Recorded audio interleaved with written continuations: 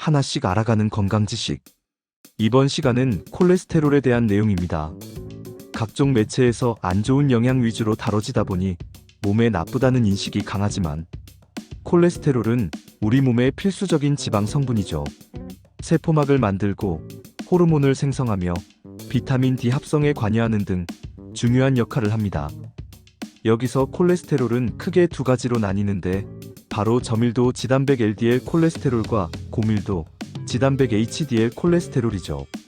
우리가 흔히 나쁘다고 알고 있는 콜레스테롤은 LDL 콜레스테롤이라고 부르는데 혈관벽에 쌓여 동맥경화를 일으키는 원인이 됩니다. 동맥경화는 혈관이 딱딱하게 굳어지거나 좁아지는 질환인데 심하면 혈관이 완전히 막혀서 피가 통하지 않게 되죠. 심장 근육이 손상되는 심근경색이나 뇌로 가는 혈액 공급이 끊기는 뇌졸중 같은 질병으로 이어지게 됩니다. 그래서 LDL 콜레스테롤은 낮게 유지하는 것이 중요하죠. 참고로 정상 기준은 130mg/dL 이하, 당뇨병이나 고혈압이 있다면 55mg/dL 미만을 유지할 것을 권고하고 있습니다. 반대로 몸에 좋은 콜레스테롤은 HDL 콜레스테롤이라고 하는데 혈관벽에 쌓인 콜레스테롤을 간으로 운반해서 제거해주는 역할을 하죠. 그래서 HDL 콜레스테롤 수치가 높으면 심혈관 질환의 위험이 낮아진다고 알려져 있습니다. 수치로 말씀드리면 60mg/dL보다 높으면 좋고 40mg/dL보다 낮으면 좋지 않은 것으로 여기죠. 참고로 총 콜레스테롤 수치가 200mg/dL를 넘으면 이상이 있는 것으로 보고 있습니다. 그렇다면 콜레스테롤 수치는 왜 높아지는 걸까요? 첫 번째 이유는 식습관입니다. 특히 포화지방산이 많은 음식을 너무 자주 그리고 과도하게 먹으면 콜레스테롤 수치가 올라가죠. 예를 들면 소갈비, 삼겹살, 닭껍질처럼 기름진 육류 부위나 곰탕, 설렁탕처럼 진한 국물 요리, 그리고 라면, 햄버거, 피자, 도넛, 아이스크림 같은 가공식품들이 이에 해당합니다. 이런 음식들은 한두 번 먹는다고 큰일 나지는 않지만 매일같이 달고 살면 우리 몸에 콜레스테롤이 쌓이게 되죠. 특히 가공식품에 많이 들어있는 트랜스 지방도 혈중 콜레스테롤 수치를 나쁘게 만드니 더욱 주의해야 합니다.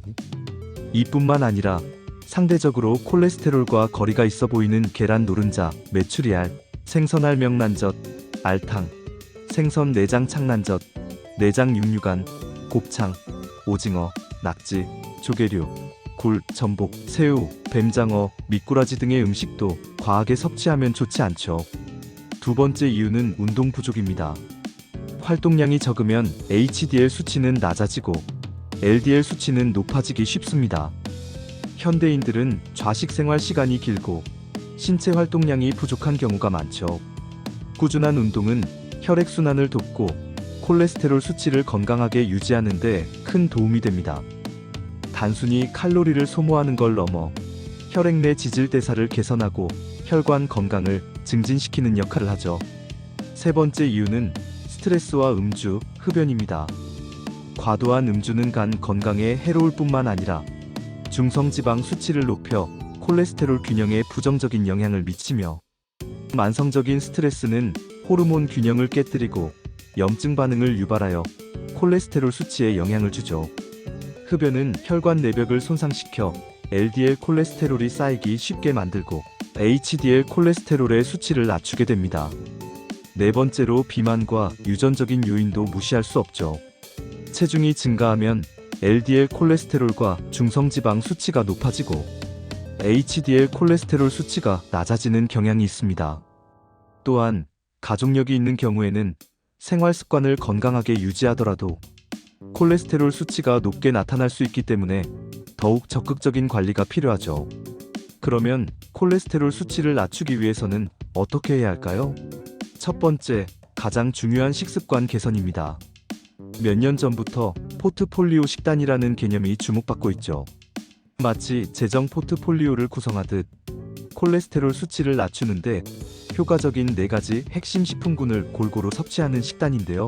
캐나다 토론토대 연구팀의 연구에 따르면 6개월 후 LDL 콜레스테롤 수치가 20% 이상 감소했으며 미국 의학협회 저널에 게재된 메타 분석에서도 포트폴리오 식단이 LDL 콜레스테롤, 총 콜레스테롤, 트리글리세리드 수치를 유의미하게 낮춘다는 결과가 나왔습니다. 여기서 4가지 핵심 식품군은 콩류, 수용성 섬유질, 견과류, 식물 스테롤인데, 콩류에는 수용성 섬유질과 식물성 단백질이 풍부해서 혈중 콜레스테롤을 낮추는데 탁월한 효과가 있으며 두유, 두부, 콩, 렌틸콩 등이 여기에 해당되죠. 수용성 섬유질은 장에서 콜레스테롤을 몸 밖으로 배출시켜주는 역할을 하며 귀리, 보리 같은 통곡물, 가지, 감귤류, 사과, 베리류에 많이 들어있습니다. 특히 귀리의 베타글루칸은 콜레스테롤 흡수를 막고 배출을 촉진하죠. 견과류는 아몬드, 호두, 캐슈넛 등이 포함되며 불포화 지방산이 풍부해서 LDL 콜레스테롤 수치를 낮추고 혈관 건강에 도움이 됩니다. 권장 섭취량은 하루에 한 주맥 30g 정도이죠. 식물 스테롤에는 식물성 기름, 곡류, 씨앗류, 일부 채소와 과일이 포함되며 항산화 성분으로 콜레스테롤 수치를 낮추는 데 도움을 줍니다. 물론 매 끼니마다 이 4가지를 다 먹으라는 건 아니죠. 하루 식사에 적절히 배분하면 됩니다. 예를 들어 아침에는 두유에 통곡물 시리얼과 베리류를 넣고 견과류를 뿌려 먹거나 점심에는 콩 수프와 통곡물빵, 과일을 먹고 저녁에는 두부와 가지 볶음을 먹는 식이죠. 두 번째, 규칙적인 운동입니다. 앞서 말씀드렸듯이 운동은 HDL 콜레스테롤의 수치를 높이는 가장 효과적인 방법이죠. 하루 30분, 일주일에 5회 이상 꾸준히 유산소 운동을 하는 것을 목표로 해보세요. 빠르게 걷기, 조깅, 수영, 자전거 타기, 에어로빅 등 본인이 즐길 수 있는 운동이면 뭐든 좋습니다. 만약에 헬스장에 갈 시간이 없다면 퇴근길에 한두 정거장 미리 내려 걷거나 계단 이용하기, 점심시간에 산책하기 등 생활 속에서 활동량을 늘리는 작은 노력부터 시작하는 것도 좋은 방법이겠죠? 유산소 운동 외에도 근력 운동을 병행하면 신진대사를 더욱 활발하게 하고 체지방 감소에도 도움을 줘서 콜레스테롤 관리에 시너지 효과를 낼 수 있습니다. 세 번째, 약물 치료입니다. 아무리 식습관 개선과 운동을 열심히 해도 콜레스테롤 수치가 잘 낮아지지 않는 경우가 있죠. 특히 유전적인 요인이 강하거나 이미 심혈관 질환이 있는 경우에는 생활습관 개선만으로는 한계가 있을 수 있습니다. 이런 경우에는 의사와 상담하여 적절한 약물을 복용하는 것을 고려해야 하죠. 최근에는 약물로도 콜레스테롤 조절이 어렵거나 유전적인 요인으로 콜레스테롤 수치가 매우 높은 분들을 위해 PCSK9 억제제와 같은 최신 주사 치료도 가능하다고 합니다. 고위험군 환자들에게 새로운 희망이 되고 있습니다만 매우 전문적인 치료법이니 해당되는 분들은 반드시 주치의와 자세히 상담해 보시는 게 좋죠. 마지막으로 콜레스테롤에 대한 오해와 진실 몇 가지를 짚어보겠습니다. 첫째, 콜레스테롤 높은 음식은 무조건 피해야 한다인데, 물론 계란 노른자나 새우 같은 음식에 콜레스테롤이 들어있지만 음식으로 섭취하는 콜레스테롤이 혈중 콜레스테롤 수치를 결정하는데 미치는 영향은 생각보다 크지 않죠. 간에서 콜레스테롤을 합성하는 양이 더 많습니다.